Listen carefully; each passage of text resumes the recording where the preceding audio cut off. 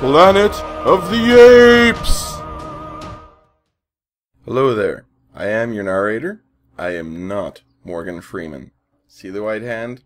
That should give it away. This is the story of three men. Some white guy.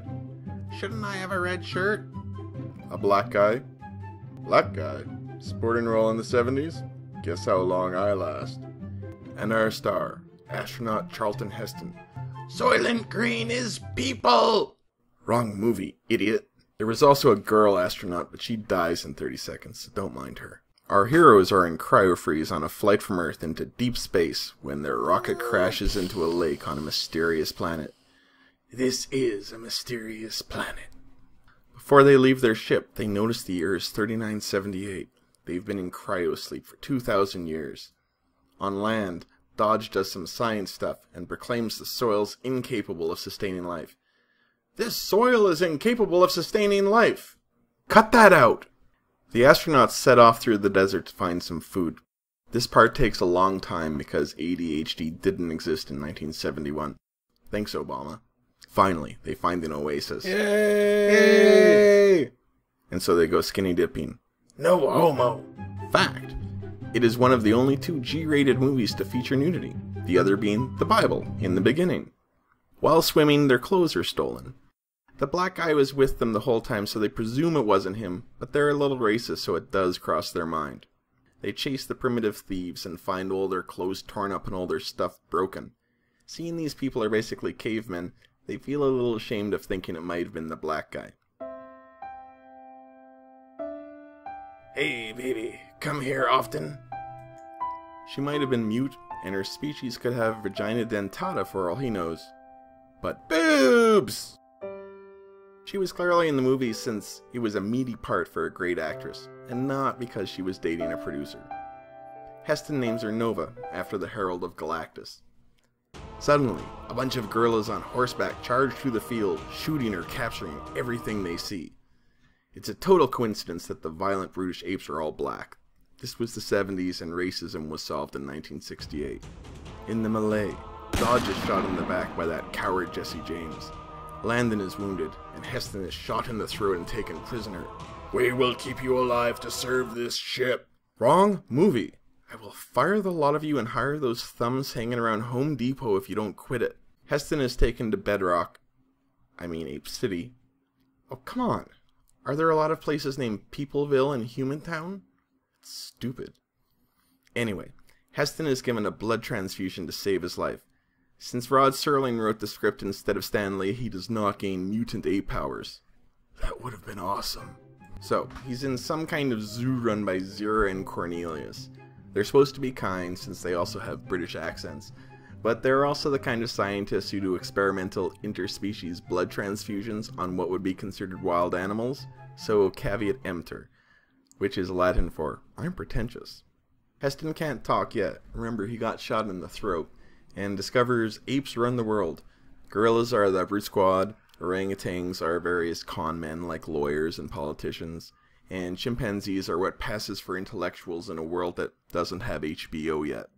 Humans are thought to be mute and stupid animals who should be hunted down and experimented on.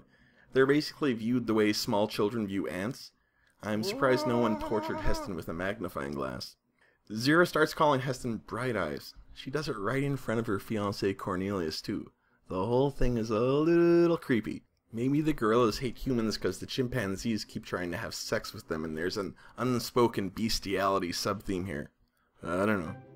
In the original script, female native humans were all bare-breasted. This idea was quashed by Fox to appease the censors. No one fought to have the men exposed. This was a pre-Harvey Keitel age, and everyone was kind of intimidated by Charlton Heston. Take that as you will. Heston attempts to communicate with his captors by writing in the dirt, but Nova, trying to do what she can to keep their cage clean, attempts to destroy the writing with her hands.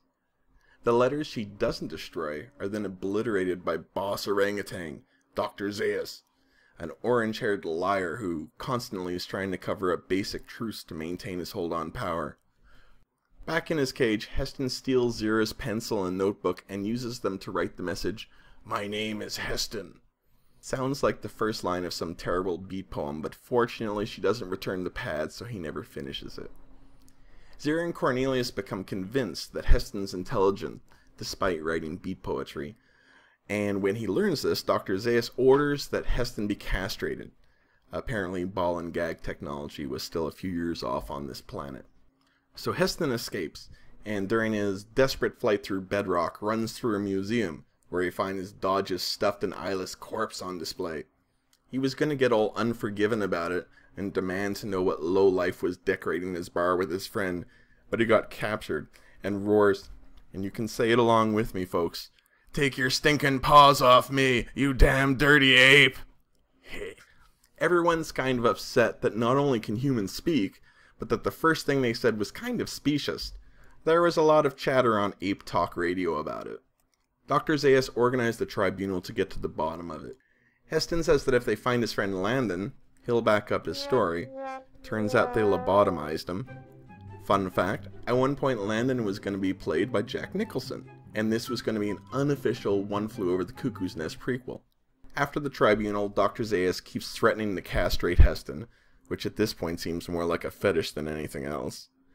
Zira and Cornelius, with their groovy 60s nephew Lucius, free Heston and Nova, and take them to a cave in the Forbidden Zone. These apes are very literal with their geography. It's just past Big Rock Mountain and 3 miles before Wet River. Cornelius gives a bunch of exposition explaining that, a year earlier, he led an expedition into the Forbidden Zone and found this cave, and it had artifacts of an earlier human civilization. Hopefully none of them were Robin Thicke CDs. Arriving at the cave, Cornelius is intercepted by Dr. Zaius and his soldiers. Zaius agrees to enter the cave to disprove their theories. Now, in the porn version of this movie, this scene turned into a key party orgy, but I can't show that here. Aww. Inside the cave, they find dentures and eyeglasses and a talking children's doll and a few hundred AOL CDs. Ask your parents. So Dr. Zaius is held hostage, and he admits he knew all along that a human civilization existed before apes. Humans had a paradise they ruined with baggy pants and rap music. It led to an apocalypse. Heston decides to get to the bottom of this because if there's one thing a scientist like him would know, is that archaeology proves everything remains at ground level forever. You may not like what you find. It's the kind of nebulous warning you always find in movies. In real life, Heston would follow up with a, "What did you mean by that?" or a, "Tell me everything you know or I'll shoot you in the kneecaps." So Heston and Nova go for a ride on the beach, missing out on a great opportunity for a BJ Thomas montage, and discover the remains of the Statue of Liberty. "You maniacs! You blew it up! Damn you! Damn you to hell!" Nova doesn't speak English and concludes this guy really doesn't like sculpture, which is unfortunate since she'd always wanted to be an art major, but never found the time what with hiding from genocidal guerrillas. So she sneaks off while he's pounding sand, and ends up in a commune with Lucius, listening to groovy music and engaging in free love. Zira and Cornelius were pretty annoyed that their kid ran off to a commune, so they became more and more conservative as the years went by. Zira became a talk radio host, and Cornelius wrote a book about how floral shirts corrupted morals. Dr. Zaius went back to repressing original thought and truth, although he continued secretly funding expeditions to the Forbidden Zone to find human pornography he could destroy. And our hero Heston wandered around the next few years, yelling to no one in particular that no one had better take his gun from him. He was kind of weird, so even the underground mutants steered clear of him. If you like this video, don't forget to hit like and subscribe. Leave a suggestion on what movie Backhand Theater should do next. Don't leave it in our hands. We have terrible taste.